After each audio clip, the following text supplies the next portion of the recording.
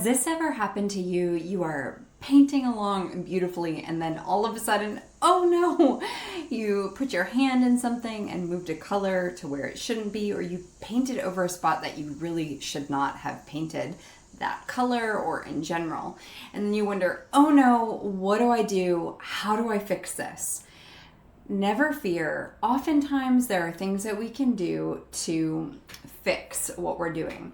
A fix often begins with good planning. So the very first thing that you want to make sure you're doing is that you are planning out your piece before you start.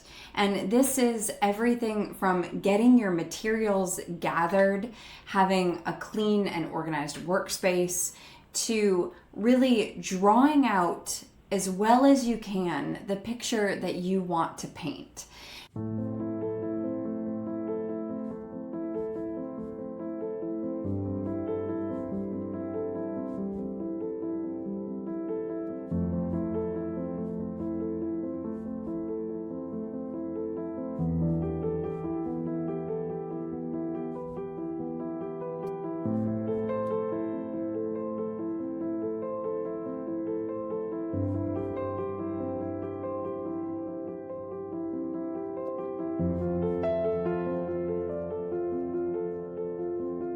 One mistake that students often ask me how to fix is, I just traced my piece on, the lines are so dark, what do I do to erase these lines? Now, if you are using tracing paper, unfortunately, those lines are what they are. You have to find a way to make it work to embrace the lines. But if you don't want lines in your picture, what you can do is you can use a number 2 pencil that you can erase. That is your first way to fix a mistake. Plan out well.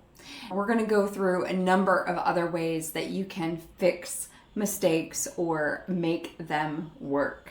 The next way to fix a mistake is with a common household item like a paper towel. And this is a way of lifting color up off of what you're working with to fix. So let's take a look at how this works. I have quite a bit of scrap paper here for us to use, and I'm using our arches for this scrap paper. And I'm going to begin with my round 16. I'm going to use a little bit of I believe it's a Windsor blue, and I'm going to go ahead and put this down. So let's say that you are like, oh no, I don't know that I wanted that blue there. What can I do to fix it? You are going to first take this paper towel and you're going to see how much you can actually pull up with just the paper towel. You can see we lifted quite a bit of that color off. Now, that may or may not be enough of a lift. If it wasn't enough of a lift, you are going to want to think about getting that paper towel wet. Then you're going to take that wet paper towel and you're going to see if you can lift any more of it off. Now, this is arches. It can really handle quite a bit of water on it, but that really is kind of what you're left with. So that is one way to fix what you've done. Another way that you could potentially fix this is you could use, they have watercolor erasing brushes, and it is a very thick brush, almost like an eraser, and you would literally erase that. So the way that works, I don't have an eraser brush, but I do have an eraser. I have a sand eraser 512A mono, and it's really meant for ink, but the way it works is, and you can really only do this with a strong, really nice 140-pound bit of watercolor paper. I'm literally erasing, but what I'm doing is, it's not that it's necessarily erasing the color, it's that it is like sandpaper, it is pulling up pieces of paper. So I have really just kind of pulled up one layer of this paper, and that pulls it off of your paper. So you can't do this with cheap paper. You'll put a hole in the paper, and you've only really got one shot at pulling that off and fixing it. And the more wet your paper is when you do this, the more layers of paper you will take off. And of course, sometimes there are things that you just cannot fix. And for times like that, you know what you can do? You can light that paper up and you can burn it to the ground.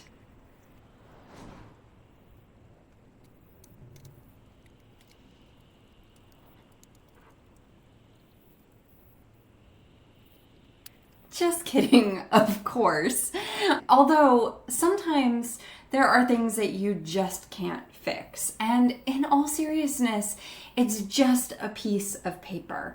And even as a professional watercolor artist that does commissions, there are times where I get very deep into a commission and I make a stroke that's just not going to work. And for that, you gotta burn it down, tear it up, throw it out, and start over.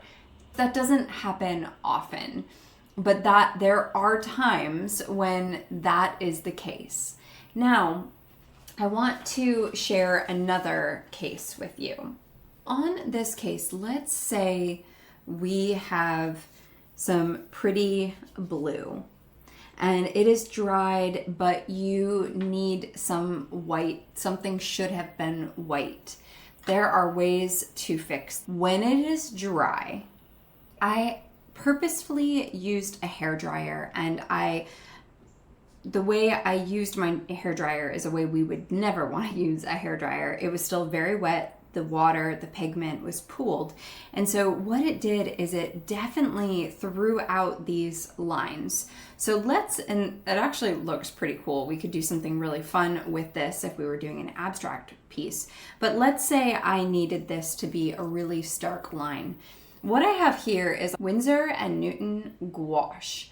And we're going to use this gouache to paint over the blue to make it white again. I'm going to take my gouache, I'm going to open up this tube, and I am going to I'm going to get my brush a little bit wet here. I am going to go ahead and paint this gouache over top of the pigment, and you can see that there we now have white. And once this dries, it will mostly dry pretty white. So and we could smooth it out more if we wanted to, but this is a great way to paint over any of that, bringing the white back in if you want crisp white lines. This helps me a lot if I ever put borders down on a piece with tape and I do a big wash, and if for some reason paint gets under the tape, I know that I can crisp up that bordered line with a good amount of gouache. So that is another way for you to go ahead and very nicely clean up that line. I hope that was a good number of ways that you can fix any mistake in watercolor. I want you to feel empowered that there is always a solution. It doesn't matter what you've done, there is certainly a solution to fix what has happened to your watercolor painting, be it lifting the color off with a paper towel, erasing that spot on your paper, starting with planning out your piece, or ripping it up, burning it down, starting over, or using some gouache to cover up a rogue bit of pigment. So those are great ways that you can use to fix any mistake in watercolor. If you've got questions, leave them below. Please like and subscribe and let me know what else you would like to paint or how I can help you in watercolor.